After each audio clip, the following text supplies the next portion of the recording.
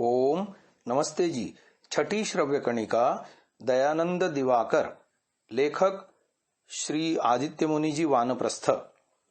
गत श्रव्य कणिका में हमने जाना कि कैसे मूल शंकर जी अपने अग्रिम पढ़ाई के लिए काशी भेजने का निवेदन करते हैं और उसके माता पिता उनकी बात को न मानते हुए उनके विवाह की तैयारियां करते हैं।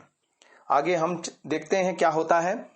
मूल शंकर ने अपने पिताजी से अति विनीत भाव से पुनः निवेदन किया कि मेरा अध्ययन अभी तक असंपूर्ण ही है, अतः विवाह के प्रश्न को अभी कुछ समय टाले रखना ही उचित होगा, क्योंकि अभी तक मेरा उपनिषद और वेदांत दर्शन पढ़ना बाकी है।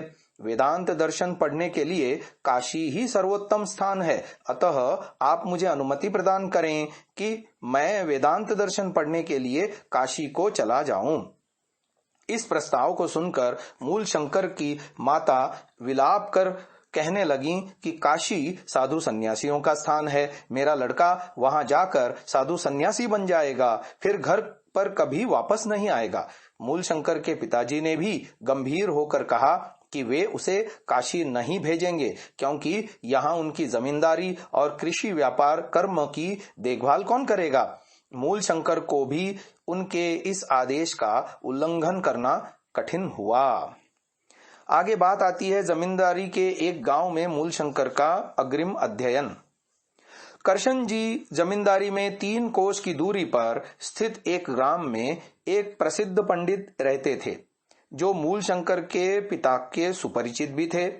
अतः मूल शंकर ने उससे वेदांत दर्शन का अपना प्रस्ताव पढ़ने का पिता के सम्मुख रखा।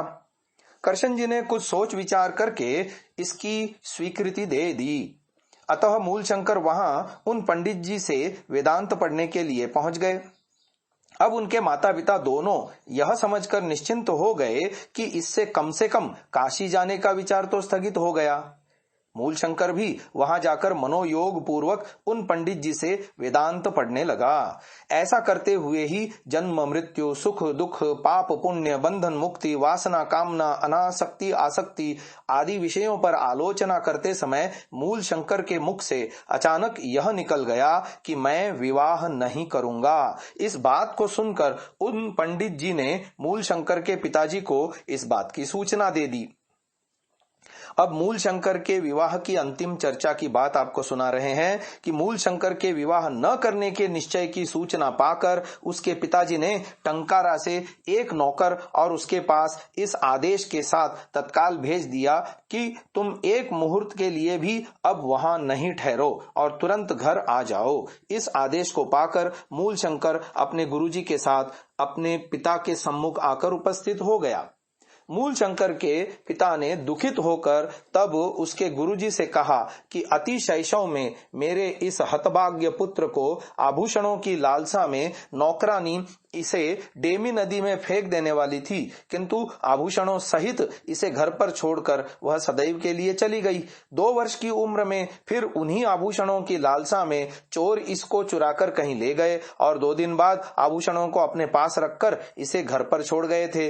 मानो भगवान इसको अपने माता पिता से अलग नहीं करना चाहता था। हर्ष के कारण हमने तब इसके शरीर के वजन के तुल्य सोने चांदी का दान, ब्राह्मण भोजन, पूजा पाठ, हवन यज्ञ आदि कराया था, लेकिन इस निष्ठुर पुत्र ने हम माता पिता दोनों के प्रति दया का लेश मात्र भी नहीं है। अतः अब से हम इसको कभी घर से बाहर नहीं रखेंगे। इसका विवाह निश्चित हो गया है, लेकिन सुनते हैं कि वह नहीं करेगा और किसी दिन घर छोड़कर सन्यासी हो जाएगा। हमारे लिए यह असहनीय होगा। इसको छोड़कर हम दोनों माता पिता जीवित नहीं रह सकेंगे। मूल शंकर की माताजी ने भी गुरुजी से कहा था कि इसके विवाह के लिए कन्या के पिता को वचन दे दिया गया है। लड़की रूपवती, गुणवती और सुशीला है। अब कन्या अरक्षणीय हो गई है। विवाह के लिए 1 महीने का और समय ले लिया गया है। इस महीने के अंदर ही इसका विवाह करना जरूरी है। माताजी ने मूल शंकर से कहा, बेटे तुमने बहुत कुछ पढ़ लिया है, अब और अधिक पढ़ने की जरूरत ही क्या है। हमारे घर में किसी वस्तु का अभाव नहीं है। फिर करसन जी ने कहा कि इसके अंदर बचपन में ही परलोक की चिंता आ गई थी। मेरे घर पर जो भी साधु सन्यासी भिक्षुक आदि आते थे उनसे यह पूछा करता था कि मरने के बाद मैं क्या बन जाऊंगा। पशु पक्षी कीट पतंग आदि भी मरने के बाद क्या बन जाते हैं। सो यदि तुम लोग नहीं बताओगे तो मैं स्वयं ही मरकर जान लूंगा। एक दिन इसने यह बात को जानने के लिए लड़कपने में अपने वस्त्रों में आग लगा ली, लेकिन तब यह भगवत कृपा से बच गया था। आज यह हम सबको फिर छोड़ना चाहता है, लेकिन वह अकेला नहीं जा सकेगा, हम उसके साथ ही साथ जाएंगे। मेरी जमींदारी, धन दौलत, व्यापार, घर बार, यह सब उसके लिए ही तो है। उसके छोटे छोटे भाई बहनों का पालन पोषण और शिक्षा भी उसके ही जिम्मे है। वह यह सब कुछ ग्रहण करे। मेरी आयु तो अब 60 वर्ष के ऊपर हो गई है।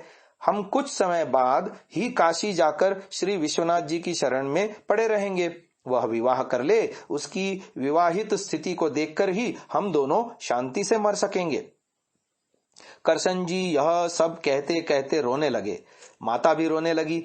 मूलशंकर अपने आंसुओं को रोककर और अपनी स्थिति को संभालते हुए अगले 3 दिनों तक घर में ही रहा। माता पिता के वचनों को उसने धीर, स्थिर और शांत भाव से सुन लिया था, लेकिन उसके सिर पर तो मानो वज्रपात ही हो गया था, क्योंकि उसके अंदर घर बार छोड़ने के लिए वैराग्य भाव अत्यंत प्रबल हो गया था। अपने पितामह, बहन और चाचा की मृत्यु के दृश्यों ने उसे नया जीवन दिया था। उसने बार बार पंडितों से पूछा था कि मृत्यु से बचकर अमृत लाभ करने का क्या मार्ग है।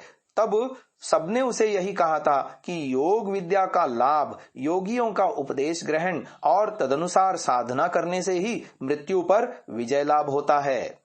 अतः मूलशंकर सब कुछ छोड़ छाड़ कर योगियों की संगति और योग विद्या प्राप्त करके मनुष्य समाज में उसका प्रचार करना चाहता था।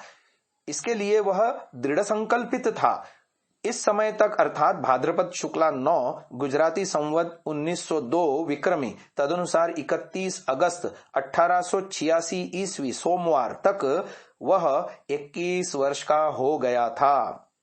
मूलशंकर ने बहुत शांत भाव से अपने माता पिता को कह दिया था कि मैं विवाह नहीं करूंगा। मेरे और भी 2 भाई हैं, आप लोग उन पर ही अपनी आशा रखिए। घर में रहना अब मेरे लिए कठिन है। इस समय मूलशंकर के गुरुजी ने उसके माता पिता को कहा था कि आप लोग इस पर कड़ी दृष्टि रखें, धीरे धीरे इसकी बुद्धि ठीक हो जाएगी। अतः उसके पिताजी ने उस पर निगरानी रखने के लिए रक्षक नियुक्त कर दिया। फिर माता पिता ने उसे संसार धर्म का उपदेश दिया, परंतु मूलशंकर अपने निश्चय पर अटल बना रहा। मूलशंकर की माता ने उसके मन को पिघलाने के लिए उसकी मंगेतर और उसकी माता को भी बुलवा लिया। तब इन लोगों ने उसे कुछ आभूषण उपहार में दिए थे, पर उसने बहुत विनम्रता के साथ उन आभूषणों को उन्हें वापस कर दिया था और नमस्कार करके कन्या तथा उसकी माता को कह दिया था कि आप लोग मेरे जीवन के व्रत साधन में बाधा न डालें, अपितु हमें इसमें सफल काम होने के लिए आशीर्वाद देवें। इस प्रकार विवाह का यह प्रसंग मूलशंकर की ओर से समाप्त हो गया था। कुछ आवश्यक पाद टिप्पणियों से आपका परिचय कराना चाहते हैं।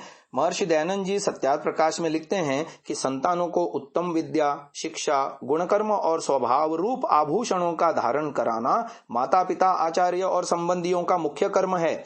सोने, चांदी, माणिक, मोती, मूंगा आदि रत्नों से युक्त आभूषणों के धारण से मनुष्य का आत्मा सुभूषित कभी नहीं हो सकता, क्योंकि आभूषणों के धारण करने से केवल देहाभिमान, विषयासक्ति और चोर आदि का भय तथा मृत्यु का भी संभव है। इसलिए संसार में देखने में आता है कि आभूषणों के योग से बालकादिकों का मृत्यु दुष्टों के हाथ से होता है।